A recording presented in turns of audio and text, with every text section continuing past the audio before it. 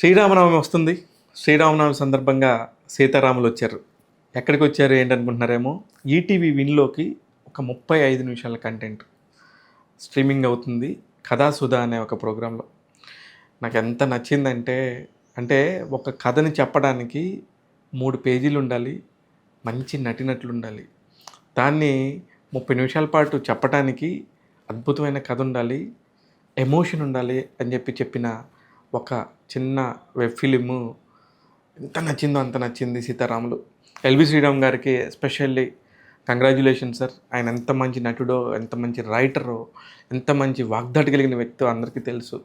కానీ ఆయన చాలా కాలం తర్వాత 'సొంతూరు' అనే ఒక సినిమాలో అత్యద్భుతంగా చేశారు. చాలా బాగుందిలో కామెడీ చేశారు. మధ్యలో చాలా పదుల కొద్దిలో సినిమాల్లో చాలా అద్భుతంగా రాణించారు. కానీ దీనికి ఈ పర్టిక్యులర్ కథకి ఆయన హీరో. రామభక్తుడు, రాముల వారి కొలువులో పూజారి. ఆయన ఒక సంకల్పం పట్టుకుంటే ఎలా జరిగింది ఆ సంకల్పం, చిన్న లైను. ఎంత రవి బయ్యార్పు గారి స్క్రీన్ ప్లే కానీ కథ కానీ నాకు భలే నచ్చింది. దాన్ని సాయి మధుకర్ గారి సంగీతం అయ్యుండొచ్చు, మిగతా టీము అసలు బంగారపు వ్యాపారిలాగా ఒక అతను ఉన్నాడు. అతను నాకు బాగా తెలుసు. ఆయన కూడా ఎంత బ్యూటిఫుల్గా చేశాడంటే, అంటే నీకు కథలో ఎమోషన్ ఉంటే కనుక అందరూ కనెక్ట్ అవుతారనడానికి ఇదే ఉదాహరణ. దర్శకుడు వరా ముళ్ళపూడి గారికి నిజంగా హ్యాట్స్ ఆఫ్. ఇకపోతే అన్నిటికంటే ముఖ్యమైన పాయింట్ హిందూ ముస్లిం టాపిక్. ఆ పూజారికి చిన్ననాటి స్నేహితుడు మస్తాన్ అనే ఒక ముస్లిం.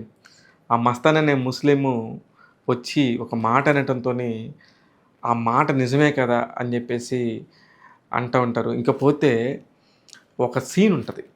రాముల వారికి పూల మాల కడుతున్నప్పుడు పక్కనే ఆ ఇంటి ఇల్లాలు ఎవరైతే పూజారి గారి వైఫ్ ఉందో ఆమెకి సాయం చేస్తుంది బేగం గారు.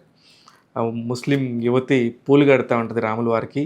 ఆయన ఎంత చెప్పాలనుకున్న ఒక బ్యాక్ పాయింట్లో నుంచి ఎంత గొప్ప విషయాన్ని చెప్పారంటే, మన మనస్సు మంచిదై ఉండాలి, అక్కడ కులాలు మతాలు కాదు. ఎల్‌బి శ్రీరామ్ గారు, మీతో పాటు పనిచేసిన మీ శ్రీమతి క్యారెక్టర్ చేసినా కూడా చాలా బాగా చేశారు.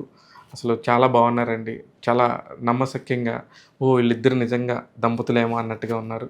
చాలా బాగా చేశారు. 'సీతారాములు' టీం సంబంధించి ట్యాగ్ తెలుగు ఇస్తున్న రేటింగ్ 3.5/5. నేను మీ శివ మల్లాల.